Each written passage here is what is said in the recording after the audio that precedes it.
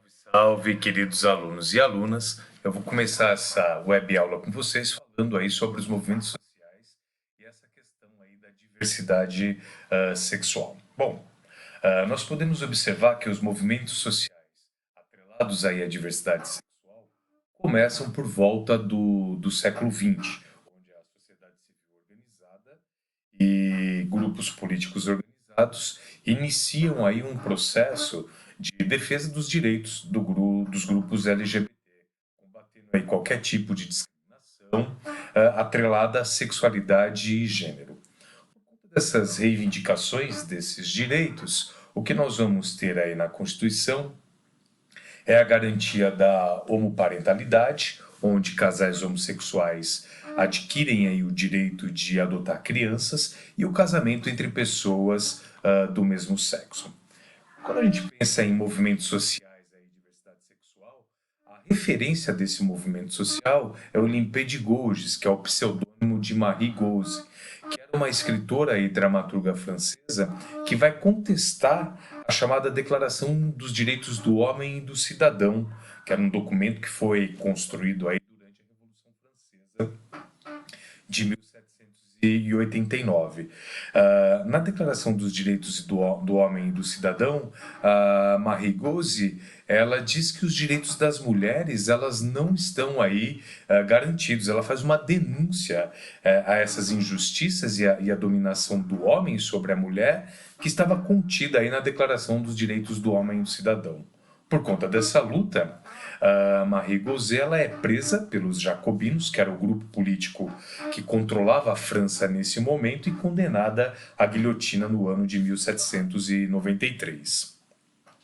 Outro movimento aí de defesa da luta das mulheres é o movimento das sufragettes, um movimento feminista inglês que já no século XIX, 1800, inicia aí um processo de defesa dos direitos da mulher.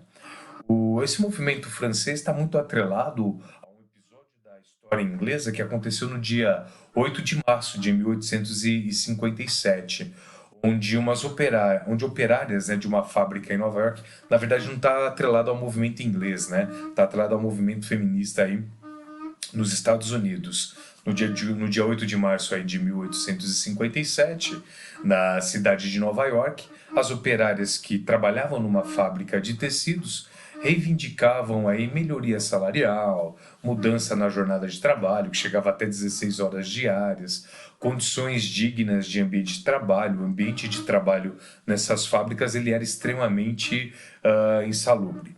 Essas manifestantes elas foram presas dentro da fábrica e a fábrica foi incendiada com elas dentro. 129 operárias morreram e a ONU, no ano de 1975, declara esse dia 8 de março o Dia Internacional aí da Mulher, lembrando da morte dessas operárias.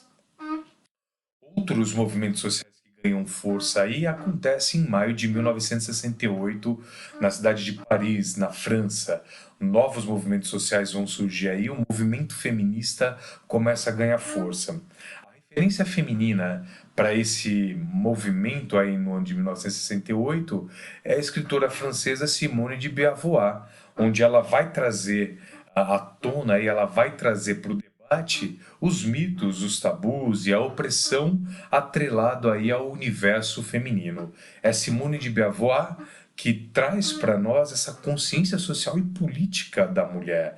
Ela traz também uma discussão sobre a reconfiguração dos papéis sociais na esfera profissional, familiar e sexual das mulheres. Ela dá um chacoalhão aí no mundo de uma forma geral, trazendo à tona o movimento feminista. Nós vamos ter aqui no Brasil e também no mundo de uma forma geral a violência doméstica como uma das principais causas de assassinato de mulheres no Brasil. Então, quando a gente pensa aí em desrespeito às mulheres, o grande problema no Brasil hoje está dentro da própria casa. Maridos, companheiros, pais, tios, irmãos, de alguma forma cometem esses atos de violência dentro da própria casa. Nós vamos ter alguns avanços nessa violência contra a mulher, não só no Brasil, como no mundo, de uma forma geral. A gente vai observar aí, na verdade, grandes problemas atrelados às questões de gênero e sexualidade. Em vários momentos da história, em vários contextos aí da nossa história, nós vamos ter essa criminalização de algumas práticas sexuais. Um exemplo disso, na Alemanha nazista, nós vamos ter aí a repressão aos bares gays na cidade de Berlim e uma grande repressão com publicações que tinham aí um conteúdo sexual.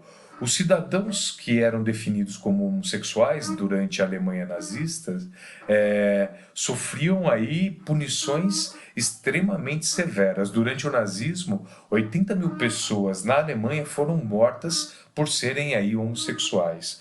Nós vamos ter também a ditadura soviética de Stalin, né, a partir de 1924, onde nós vamos ter a abolição aí de todas as leis contra os homossexuais que haviam sido criadas até a Revolução de 1917.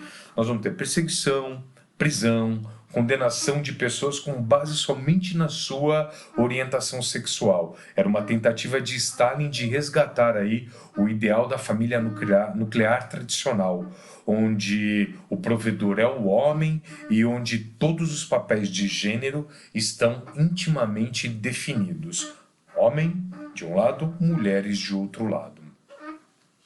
Nós vamos ter alguns movimentos que vão aí resistir a essa criminalização das escolhas e das orientações sexuais.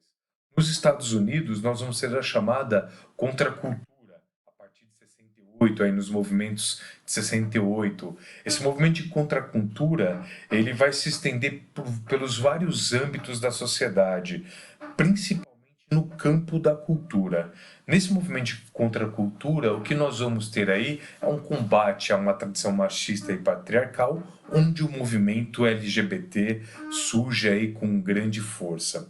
Um dos eventos que levam a essa resistência norte-americana foram os protestos que aconteceram no bar na cidade de Nova York, chamado Stonewall, que era um bar onde a comunidade LGBT ela se reunia. Houve uma tentativa no dia 28 de julho de 69 da polícia de Nova York de fechar o bar com um pretexto aí de irregularidade na venda de bebidas, onde nós vamos ter vários confrontos violentos entre essa comunidade LGBT que frequentava este bar. Aqui no Brasil, nós vamos ter também um movimento de resistência, principalmente nessa questão jurídica, política, legal, né? Nós vamos ter o reconhecimento da diversidade sexual e de gênero na nossa Constituição e um reconhecimento legal pelo Supremo no ano de 2011 da construção de famílias homoafetivas que tenham união estável. Isso quer dizer que casais homoafetivos eles podem aí constituir família, adotar crianças. Nós vamos ter também como um grande avanço aí para a proteção dessa comunidade LGBT o direito ao seguro do INSS por morte e auxílio reclusão ao companheiro ou à companheira numa união homoafetiva. O direito de adotarem filhos, a chamada homoparentalidade, e o dinheiro de declarar o parceiro ou a parceira como dependente no imposto de renda. Então foram conquistas legais, jurídicas e legais extremamente importantes aí para essa comunidade. Um exemplo que eu poderia dar para vocês, antes de 2011, um casal homoafetivo que viveu por 30 anos e um deles morre, dentro desse relacionamento que ficou vivo, ele não tinha direito jurídico nenhum sobre o que eles construíram juntos nesses 30 anos. Nós vamos ter também a chamada internacionalização aí das lutas por direitos. Um exemplo grande disso é as chamadas passeatas do orgulho gay que acontecem no mundo inteiro, chamando aí a atenção da população de uma forma geral por problemas relacionados à discriminação, ao preconceito e à violência aí contra essa comunidade. Bem, alunos e alunas, eu termino aqui essa web aula falando dos movimentos sociais e diversidade sexual. Estudem e estudem.